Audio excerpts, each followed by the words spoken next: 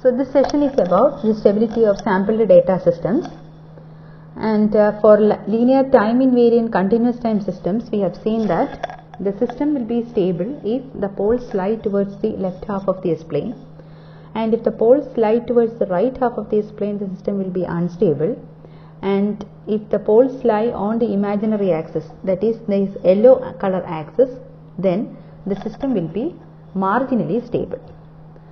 And in the figure towards the right side you are shown an Z-plane, and the Z-plane is used to identify the pole locations for discrete time systems. There is a relation e raised to st equal to z that relates S-plane with the Z-plane, and S is equal to sigma plus j omega d. Maybe we can say it as j omega for the time being. So Z will be e raised to sigma plus j omega d t, and this can be written as e raised to sigma t into e raised to j omega dt. So this is of the form of an equation of a circle in the polar form, that is r e raised to I theta, where this can be treated as r and this can be treated as e raised to I theta.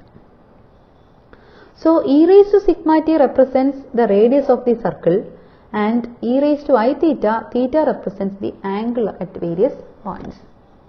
So here we can see that if sigma is negative, then r will be less than 1, and if sigma is positive, then r will be greater than 1, and if sigma equal to 0, this is sigma equal to 0, this is sigma less than 0, and this is sigma greater than 0, the three regions.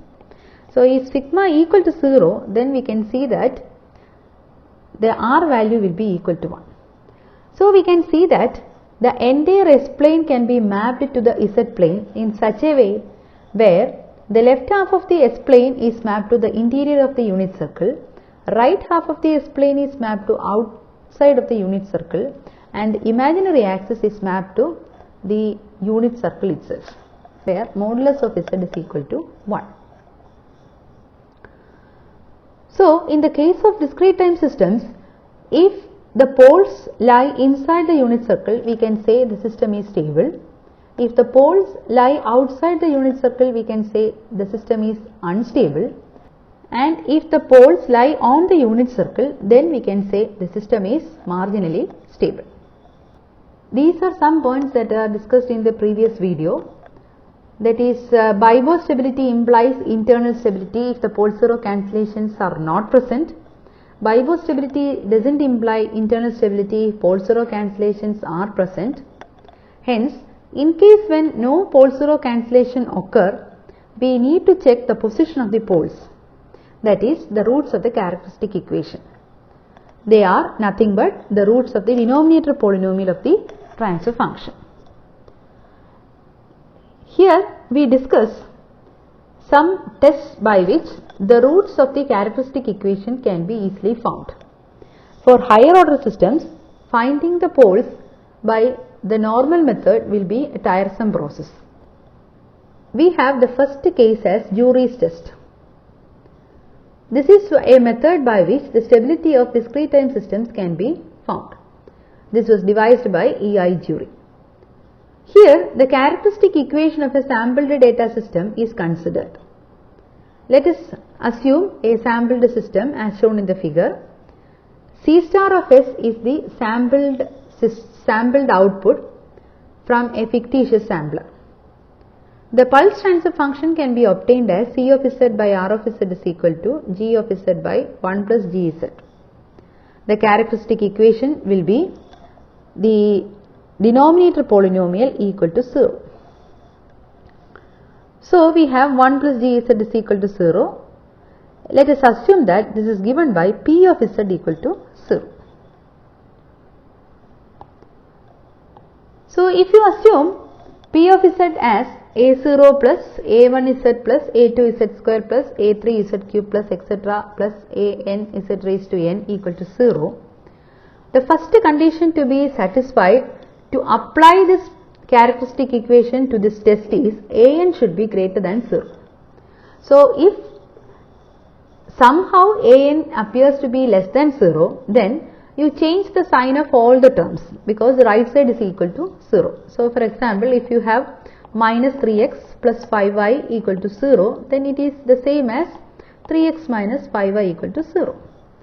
We have basically two necessary conditions, that is p of 1 and p of minus 1. P of 1 should be greater than 0 for a stable system. That is, you substitute z is equal to 1. And p of minus 1 should be greater than 0 if n is even. That is, n means the order of the characteristic equation. And if it is odd, p of minus 1 should be less than 0. If any of the necessary conditions are not met, then the system is unstable. If the necessary conditions are met, the system will be stable. In that case, we can proceed to the jury table. Here we form the jury table. The number of rows of the jury table is 2n minus 3. We form the rows with the coefficients starting from a0 to an. So the first row will be from a0 to an. The second row will be just the reverse of the first row.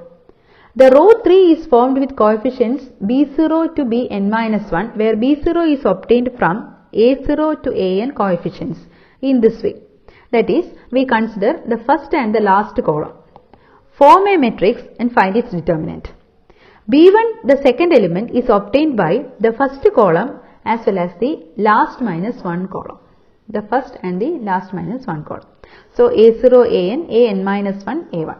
Likewise, we go till a1 an minus 1. That is, we move towards this direction, keeping this column intact.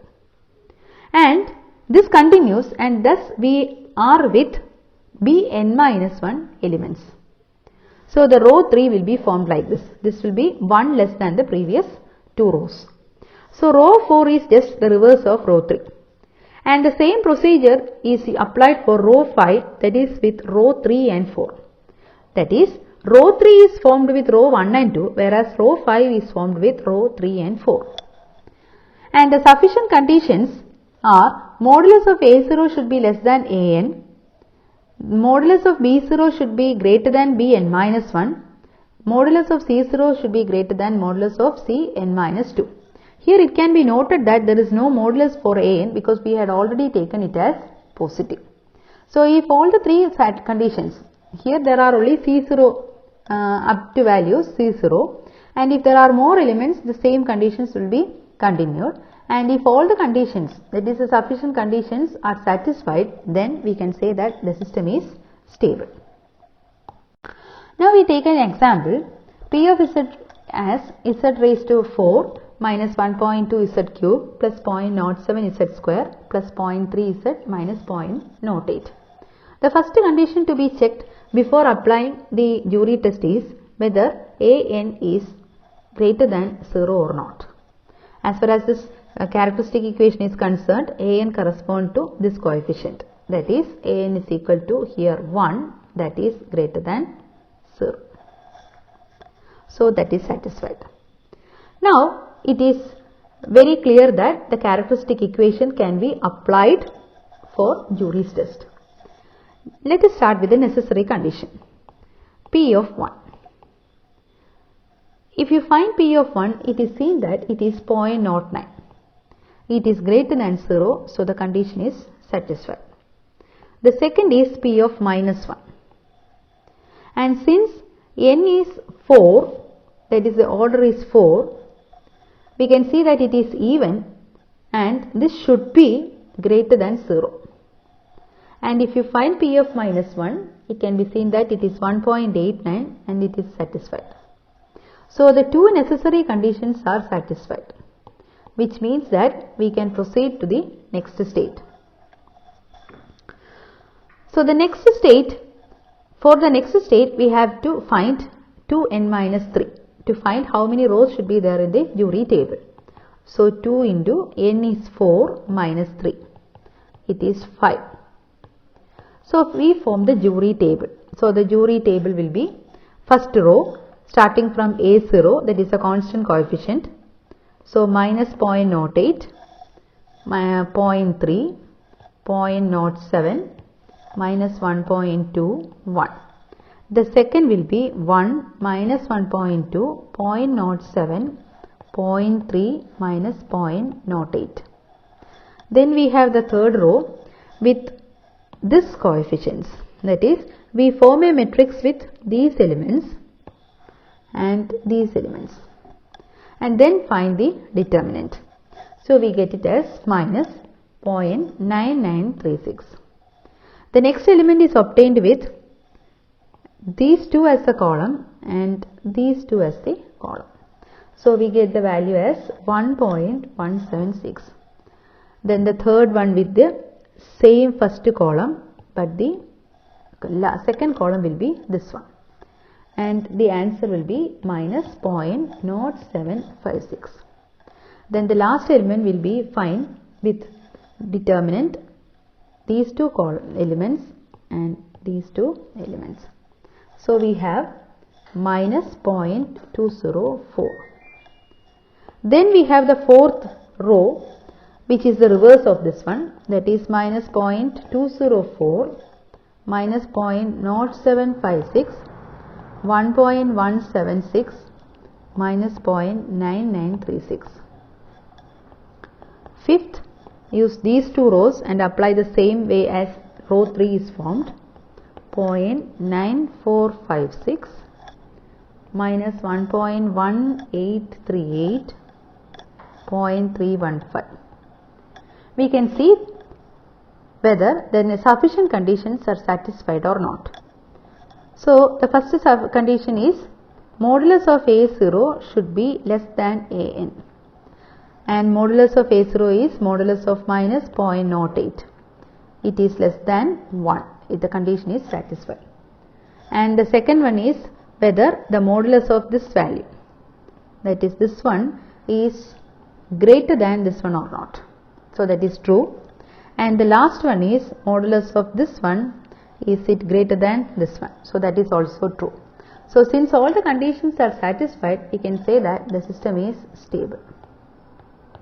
Thank you.